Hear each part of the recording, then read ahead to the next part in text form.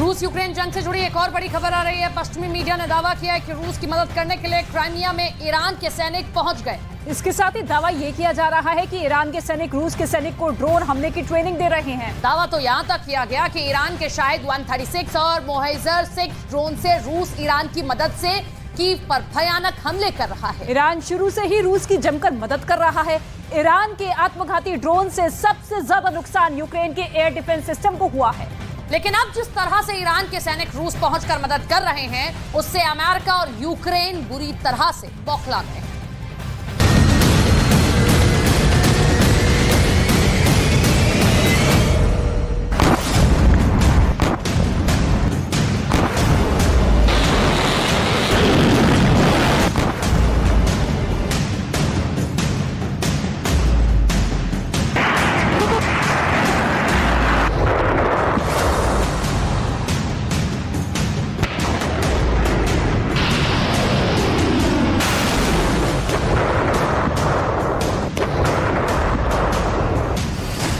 इन दावों पर यकीन किया जा सकता है कि रूस के क्रेमलिन पर हुए ड्रोन अटैक का बदला रूस ईरान के ड्रोन और मिसाइलों से ले रहा है।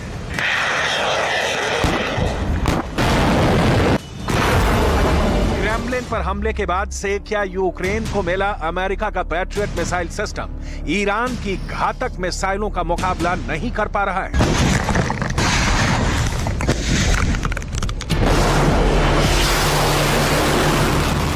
आखिर ऐसी क्या वजह है कि यूक्रेन, अमेरिका और नाटो ईरानी मिसाइलों के हमलों को छिपा रहे हैं? क्या वाकई में ईरानी मिसाइलों से रूस ने अमेरिका और पश्चिमी देशों के मिसाइल सिस्टमों को तबाह करके रख दिया है? डिफेंस एक्सपर्ट्स अब ये दावे क्यों कर रहे हैं कि ईरान के ड्रोन हमले कामयाब होने के बाद से ईरान ने रूस को हजारों मिसाइलें हमला करने के लिए दे दी हैं? दावा तो यहां तक किया गया है कि ईरान ने रूस को अपनी फतेह 110 और ज़ुल्फ़ाकार मिसाइल दे दी है, जिसने यूक्रेन और नाटो के डिफेंस सिस्टम को भारी नुकसान पहुंचाया है। इस वक्त जंग के हालात इतने बदतर हो चुके हैं कि ज़ेलेंस्की ने ईरानी हथियारों की मारक क्षमता के बाद नाटो और अमेरिका पर भड़कते हुए साफ कह दिया है कि अगर अमेरिका घातक मिसाइलें और F-16 लड़ाकू विमान यूक्रेन को नहीं देगा, तो फिर यूक्रेन को मजबूरन जंग में आत्मघाती कदम उठाने पड़ सकते हैं, जो यूक्रेन के लिए विनाश भी साबित हो सकता है।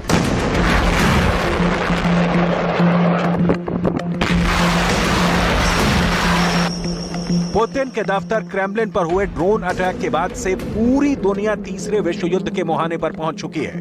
पुतिन का गुस्सा ज़ेलेंस्की और यूक्रेन पर ज्वालामुखी की तरह दहक रहा है। ड्रोन हमले के बाद से रूस ने पूर्वी यूक्रेन के बख्मूट, Donbas, Donetsk, Kherson, Kharkiv, Zaporizhzhia और लुहांस्क ओब्लास्ट में जबरदस्त हमले किए हैं। भले ही यूक्रेन और अमेरिका दावा करें कि उन्होंने पिछले 5 महीने में रूस के 20,000 सैनिकों को मार डाला है और 80,000 से ज्यादा रूसी सैनिकों को घायल कर दिया है, लेकिन हकीकत में रूस ने यूक्रेन के पूर्वी इलाके के 1,05,000 वर्ग किलोमीटर इलाके को पूरी तरह से रौंद डाला है। भले ही यूक्रेन और नाटो दावा करें कि 14 महीने की जंग में रूस के 1,90,000 से ज्यादा सैनिक मारे गए हैं और करीब 3,800 रूसी टैंक यूक्रेन के हमले में तबाह हो चुके हैं, लेकिन जमीन पर यूक्रेन का पूरा एयर डिफेंस सिस्टम और 45% तोपखाना अब तक रूस तबाह कर चुका है। जानकारों का दावा है कि रूस ने अपने हथियारों के साथ ईरानी हथियारों पर सबसे ज्यादा भरोसा किया है। राष्ट्रपति पुतिन और ईरान के राष्ट्रपति इब्राहिम रईसी ने महीनों पहले ही तय कर लिया था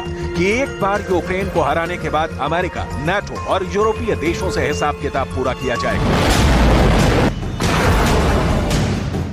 शायद यही वजह है कि ईरान आंख मूंद कर अपने देश को दांव पर लगा चुका है। इस वक्त ईरानी बंकर में रखे घातक मिसाइलें, बम और ड्रोन लगातार रूस पहुंच रहे हैं। ईरानी जनरल खुद चुन चुन कर अपनी मिसाइलें रूस को दे रहे हैं। पहली नजर में ईरान के हथियार बंकर किसी फिल्मी मूवी का नजारा लगते हैं, लेकिन हकीकत में ये कोई चीनी सेना की तरह प्रोपेगेंडा फिल्म नहीं है, बल्कि हकीकत में ईरान के ये घातक हथियार बंकर में भरे पड़े हैं, जो इस वक्त यूक्रेन जंग में रूस की सबसे बड़ी ताकत बन चुके हैं। यूक्रेन, अमेरिका और नाटो के लिए ईरानी मिसाइलें काल बन चुकी हैं। अब वॉर जोन से जो खबरें आ रही हैं, उसके हिसाब से ईरान रूस को जबरदस्त हमला करने के लिए बेहद घातक मिसाइलें देने जा रहा है।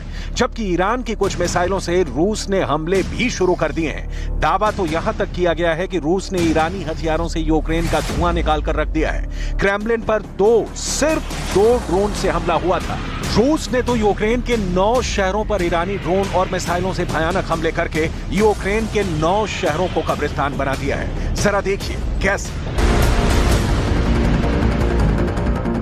रूस क्रेमलिन ड्रोन अटैक का बदला ईरान की घातक आत्मघाती मिसाइलों से ले रहा है। ईरान की फतेह 110 और ज़ुल्फ़ाकार मिसाइल यूक्रेन पर भारी साबित हो रही हैं। जानकारों के मुताबिक यूक्रेन के पास अमेरिका का पैट्रियट मिसाइल सिस्टम ईरानी मिसाइलों के निशाने पर आ चुका है। इससे पहले अमेरिका और नेटो के सभी एयर डिफेंस सिस्टम ईरानी ड्रोन, रूसी ड्रोन और ईरानी मिसाइलों के हमले में तबाह हो चुके हैं। दावा किया गया है कि ईरानी और रूसी मिसाइलों के हमले में यूक्रेन की 45% आर्टिलरी यानी तोपखाना तबाह हो चुका है। इसके अलावा ईरानी सेना ने कादर क्रूज मिसाइल रूस को देने के लिए तैयार कर ली है।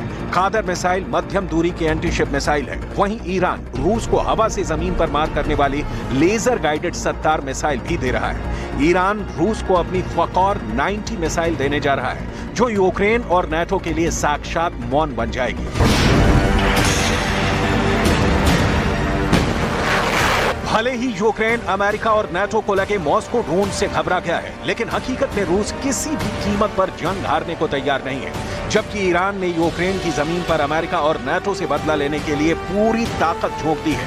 ईरान के रिवॉल्यूशनरी गार्ड एरोस्पेस फोर्स के हेड अमीर अली हाजीजादे चुन कर रूस को ईरानी हथियार देने में जुटे हैं। वहीं दूसरी तरफ नेटो और अमेरिका के होश उड़े हुए हैं। हालात ये हो गए हैं कि यूक्रेन को रूस के खिलाफ जो काउंटर अटैक मार्च 2023 के आखिरी हफ्ते में करने थे, वो हमले यूक्रेन अब तक रूस पर नहीं कर पा रहा है। सिर्फ बखमूत में 1-2 हमले कर पाया है, जो पूरी तरह से फेल हो गए। ईरान के राष्ट्रपति इब्राहिम रईसी ने अमेरिका को अब सीधी धमकी भी देनी शुरू कर दी है।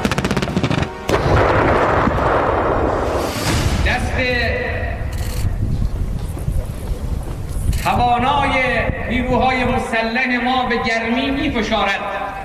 هر دستی که امروز در منطقه بخواهد امنیت را برای منطقه حفظ بکند و کشورهای منطقه و حضور रूस ने 36 घंटे में जिस तरह से ड्रोन अटैक का बदला लेना शुरू किया है, उससे यूक्रेन के होश उड़ गए हैं। हालांकि डॉनबास, डोनेट्स्क और क्राइमिया में यूक्रेन बाजी पलटने के लिए काउंटर अटैक की तैयारी कर रहा है। लेकिन दिक्कत यह है कि नाटो और अमेरिका के घातक हथियार बहुत देर से यूक्रेन पहुंच रहे हैं, जबकि रूस के पास ईरान की वजह से हथियारों की कमी नहीं है।